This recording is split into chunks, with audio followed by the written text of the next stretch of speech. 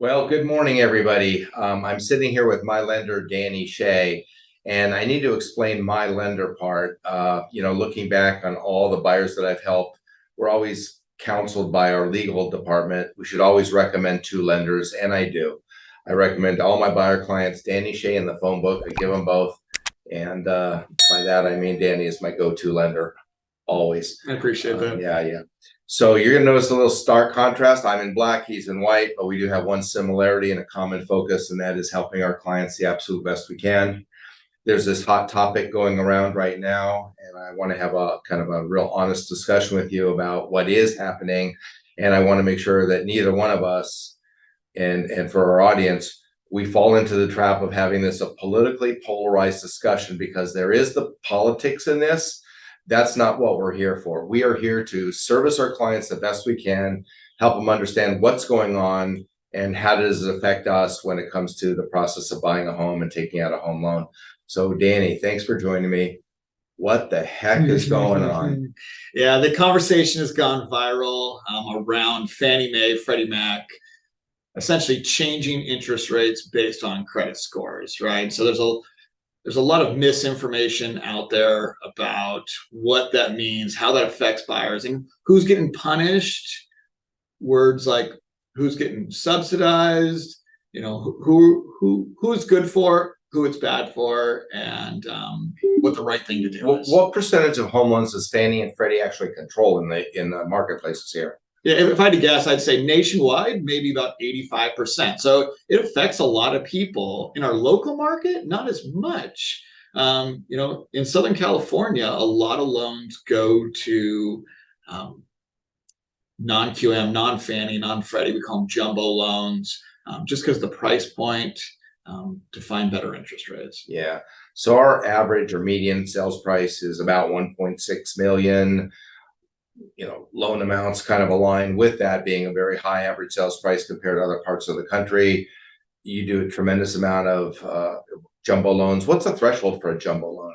And would those then not be affected at all? Yeah, it depends on loan amount, and it depends on what program you're using, right? Okay. So some programs will allow us to do a jumbo loan, all the way down to $300,000-$400,000. Other programs don't allow you to go that low. Normally the cutoff is around $1 million. However, our job as a lender is to shop it around and find what product meets the client, both from what's available, from down payment to interest rate to cost, and what program is going to work for our clients long term. So much of this is aimed at risk, right? Sure. Risk for the bank. Part of the risk is down payment. Part of the risk is credit score. Yep.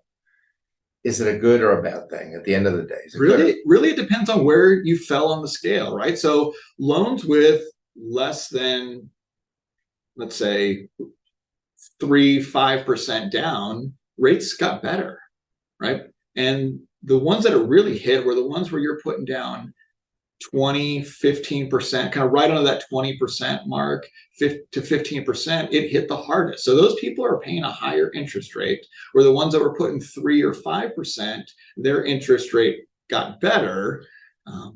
So some people won and some people lost on this. But I do want to remind everyone that people that put down less than 20% when Fannie and Freddie loans, for the most part, pay mortgage insurance. So they're paying an insurance policy against themselves to protect those lenders. And they look at risk and price it accordingly.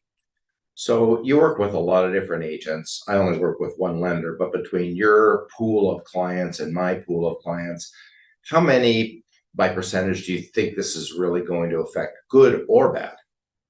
Yeah, I think the people that are putting down, first-time homebuyers don't have a lot saved, 3-5% down. Those people got a huge lift. Okay. Do you have much of this in our marketplace? Yeah. I mean, we do. Okay. There are first-time homebuyers in our market, but the average client didn't get hit.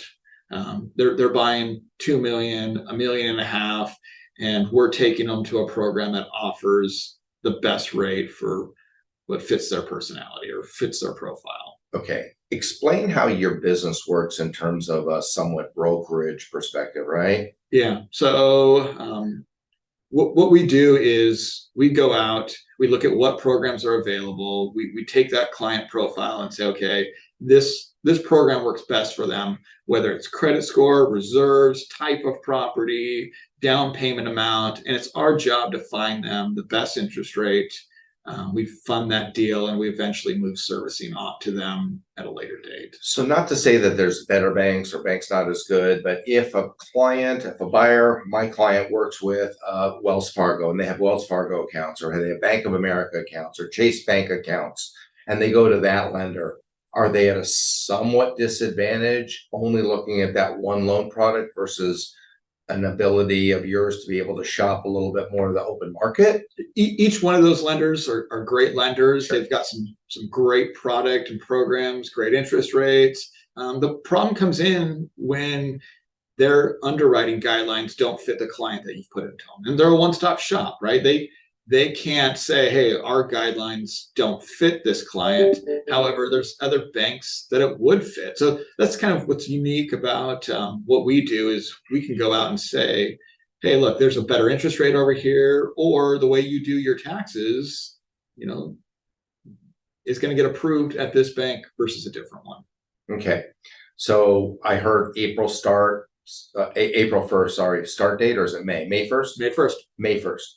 And so are all the loans now moving forward? I mean, we're doing this, very, very early in May. Is everything now, or has everything been under the umbrella of this new program? Yeah, so the official date was May 1st, but really that's loans being sold to Fannie and Freddie. Those loans got started 4 to 8 weeks ago, depending on how long the contract was written for. So really, we've been pricing this way for a month or two.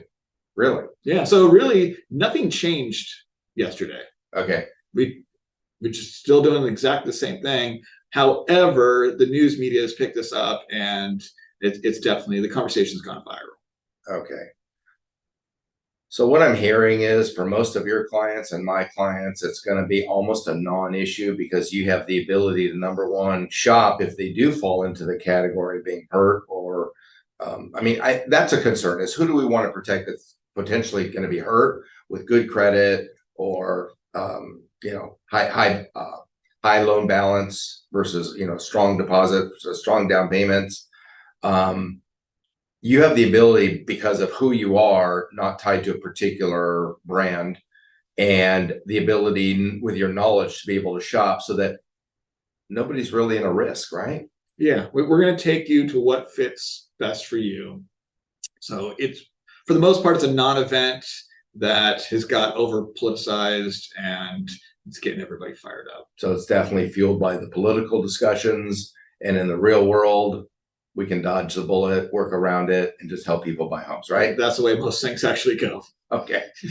So should someone tank their credit to strategize to position themselves for the best outcome when they're buying a home? Oh, I saw a great meme the other day. This guy, is standing in front of a castle and said, I stopped paying my bills. Now I can afford this castle. That's absolutely not true. It's a funny meme, but absolutely not true. You're still going to pay a higher interest rate if you've got lower credit. And what that equates to is about a half a point. So top tier credit, the rate is about a half a point better than low credit. High credit being above 780, low credit being below 640. So if you're below 640, you're going to pay about a half a point higher than if you had top tier credit. Is that for rate or for acquisition of the loan? That is for interest rate. Interest rate. Yes. What about acquiring the loan? Any cost differences there if you have bad credit? Yeah, absolutely. So depends on where you're at. The biggest change that happened was in that 15 to just under 20% range, and the biggest hit was about 3/4 of a point to cost. So think of it this way: if you were getting a $1 million loan, and that cost was 75, so 3/4 of a point, you'd be paying $7,500 in adjustment from 3 months ago to today. Okay, so don't tank your credit. Full steam ahead. Let's go buy a house, and you can help protect the people that could have possibly been affected by all of the ways in which you can help a borrower borrow the money, right? 100%. All right. Let's go buy a house. I really appreciate your time. Thank you for the clarification. Staying in our lane of you, the lender, trying to help people, me, the agent, trying to help find the home and putting us together with a client. I really appreciate your time. Thanks, Randy. All right, bud. Thanks.